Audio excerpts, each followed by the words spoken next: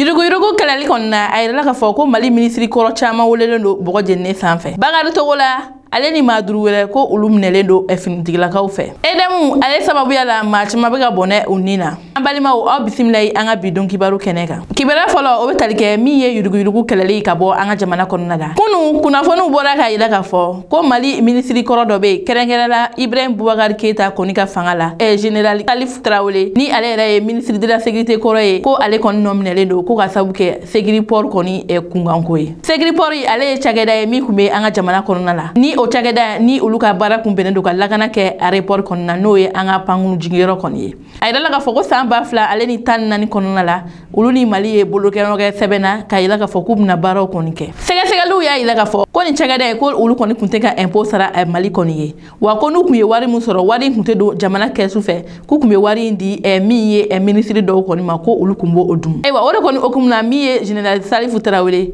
ko ale kɔni welela finitigilakaw fɛ ko ka sabu kɛ ni baara in ye. Wa a yirala ka fɔ ko a kelen tɛ ko ani ministre 2 kɔni tun do. Kɛrɛnkɛrɛnna ministre kɔrɔ dɔ bɛ yen n'o ye ministre de l'équipement et des transports ye ni ale tɔgɔ ye Zainabou Diop ye ni ale fana kun bɛ Ibrahim Boubacar Keita ka fanga wagati. Nga min ye o ministre muso ye a yirala ka fɔ ko ɲininkaliw kɔni kelen ale la ale seginna ka taa a ka so. Hali bi ni kunnafoni sɛbɛn kɔni na n'o bɔra an kunnafoni di ɲɔgɔn dɔ ka bɔlɔlɔ sira kɔni kan n'o ye Isaka Tamboura ye ale ka kuma kɔnɔna la a y'a yira ka fɔ ko min ye enseignant volontaire fana ka dossier sabula a yirala ka fɔ ko san 2020 kɔnɔna la enseignant volontaire dɔw taara an ka jamana kɔnɔna la ko o baara ninnu hukumu kɔnɔ min ye miliyari 8 ye ko o fana ŋanamuna maa t'a dɔn o taara yɔrɔ min na. Hukumu kɔnɔna la min ye DFM du ministre de la jeunesse et des sports o wagati ko ale fana nɔ minɛra kiribolo kɔnɔna ko ale ani min ye a ka régisseur ye ko u fila bɛɛ lajɛlen kɔni minɛra ko wa k'u bɛ kasobonba kɔnɔna nka hali bi sɛgɛsɛgɛliw kɔni bɛ ka kɛ ka min ye jamanadenw ye ka se k'u kunnafoniya ni ma kɔfɛlen ninnu ye o ye wari in dun ka taga yɔrɔ min fɛ walasa u bɛ se ka jamana wari kɔni segin a togoya la. Ayiwa o tɛmɛnen ka bɔ yen hali bi min ye yurugu kɛlɛli ka bɔ an ka jamana kɔnɔna la Bakari Togola ni ale kun ye Sénégalais kɔni ka ɲɛmɔgɔ ye ko ale ni maa 5 wɛrɛ kɔni minɛlen do tuguni. Ayiwa a yirala ka fɔ Bakari Togola kabini min ye san 2000 ale ni 19 wagati ye ni Mamadou Kassoge ni ale yɛrɛ sisan ministre de la justice ye o wagati ale kɔni kun ye pôle économique financier kɔni ɲɛmɔgɔ ye. O wagati la ale ye min ye Bakari Togola ka dossier ale kɔni y'a ta ka sɛgɛsɛgɛli kɛ ka yira ka fɔ ko Bakari Togola a nɔ minɛlen do yurugu dɔ kɔni sababuya la no o yurugu kɔni tɛ dɔwɛrɛ o de ye ka fɔ ko miliyari 9 ni o kun ye wari min kun cilen do Sénégalais ma walasa u bɛ se ka former togo min na ka sɛnɛ ko ɲɛf'u ye ko o wari la a yirala ka fɔ ko Bakari Togola ale ni maa 5 ko olu kuru o wari ninnu kan. Ayiwa o maa 5 ninnu tɛ dɔwɛrɛ ye o de ye ka yira ka fɔ ko Soloba Keita ni ale kun ye Bakari Togola ka secrétaire général ye wa kɛrɛnkɛrɛnna min ye Kita Sénégalais kɔni ka ɲɛmɔgɔ ye wa o tɛmɛnen ka bɔ yen tuguni Magan Keita ale kun ye Kita Sénégalais kɔni ka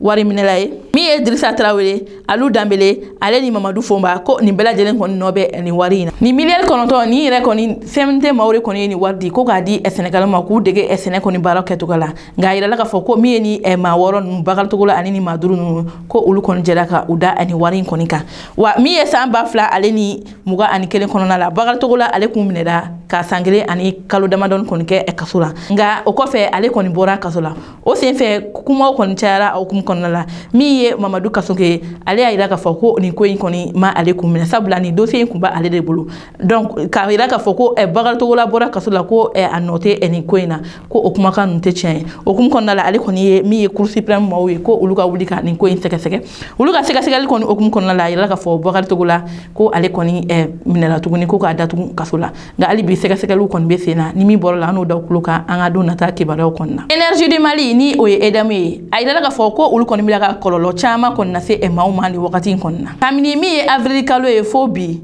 ni o kun ye funteni wagati ye kana bila min ye an bɛ samiya la nin wagati in na nka Bamakɔ a ka gɛlɛn tile kelen jalen ka kɛ quartier la ni courant kɔni ma tigɛ sisan a tɔ yɛrɛ kɛra quartier bɛɛ lajɛlen kɔni courant bɛ tigɛ a bɛɛ lajɛlen kɔni na o hukumu kɔnɔna la maaw bɔlen don ka kuma kɔni cayala bɔlɔlɔw sanfɛ ka yira ka fɔ ko ni furama ɲini nin ko in na a bɛ kɛ kɔlɔlɔba ye sabula maa caman y'a yira ka fɔ ko u bololamina caman kɔni tiɲɛna ka sabu kɛ ni courant tigɛ banbali ye o senfɛ hali bi min kun ye uti kalo tile 25 kɔnɔna ye a yirala ka fɔ ko an balimamuso dɔ kɔni bɛ yen nɔ ale la jɔlen kun don ko ale taara Korofina dɔgɔtɔrɔso la jigini hukumu kɔnɔna la jigini senfɛ a yirala ka fɔ ko ale kun kan ka opérer de sabula den kɔni datugu kun ma ɲi